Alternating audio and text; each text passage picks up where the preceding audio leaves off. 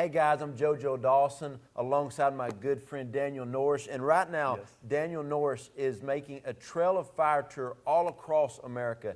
This is a phenomenal book that Daniel wrote, but I want to hear about the heart behind the book and the tour that you're doing. Yeah, Joe, it's an honor to be here with you. And honestly, the tour and the book kind of all start in the same place. The book started, for those that don't know me, I was mentored by evangelist Steve Hill, who was the evangelist during the Brownsville Revival. Spent 13 and a half years with him, and the last 3.5 years were real intimately connected with him. And this was a project that we wanted to do together because Steve was a student of revival. Amen. I mean, he just lived and breathed in it. If you walked into his office, he had a study with 7,000 books in it. And I'm not talking books that, that are paperback like this one. They were books that were written, hundreds of years ago. And he called it a collection of dead man brains. And he would say this. He'd say, Daniel, you can walk into that office, you can pick up any single book. And he said, you'll see the message is consistent. These are men of God and women of God who they finished well. He said, I like finished accounts. There's no question mark in these guys' lives. Their message endured. And so he surrounded himself with this, and this is what we wanted to do, is put together kind of like a collection of some of his favorite revivals, and then tell it into a narrative, because a lot of people, they don't like history books, but they love a good story. Right. And the truth is, we all love a good story. I mean, testimonies are important. And so what I want to do is write a book and put you in the middle of a move of God.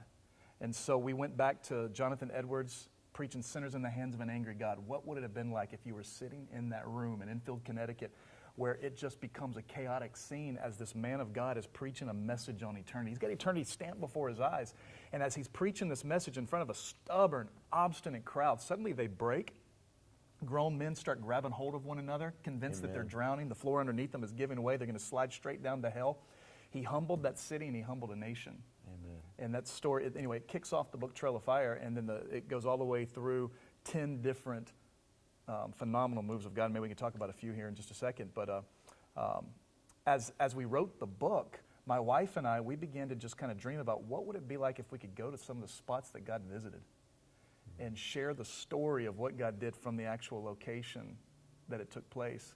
And so kind of out of that, the idea of, touring the nation, and it got even a bigger idea where we sold everything. And we sold our home, sold everything. We moved our family of 5 into a motorhome, which is currently parked right outside. And that's our home. And so we started in South Carolina, and we've been touring. We're in state number 9 right now here in Texas, our home state, and want to do all 50 states, looking for those places that God moved powerfully in the past, to go back and redig those wells. But it's not just about what he did. It's about what he's doing. Amen. And we want to talk about what God's doing as well. So that's why we're here at the Burn Texarkana, because this is what God is doing. This is the next great move of God, Good deal.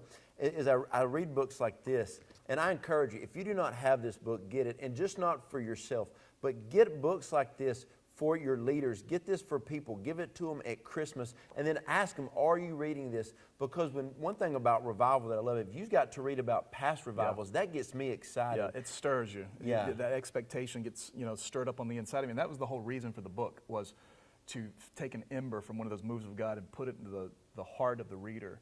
And Joe, I'm hearing testimonies of people around the United States that they get a hold of the book and they said, Daniel, I opened the book, and after the first chapter, I had to put it down and just start praying.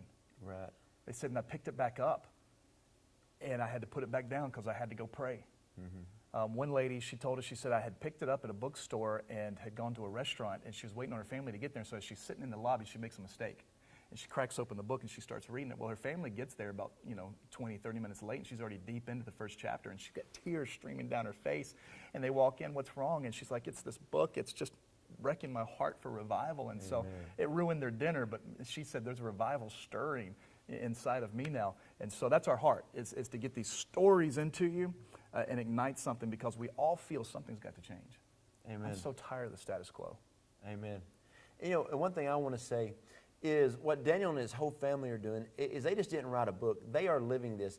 They are taking a year off of what we call regular life, sold their house. They've got a tour bus outside, and they are traveling across America, spreading the revival fire with the Trail of Fire. So the question that I want to ask you is, what are you going to do with your life? Make your life count.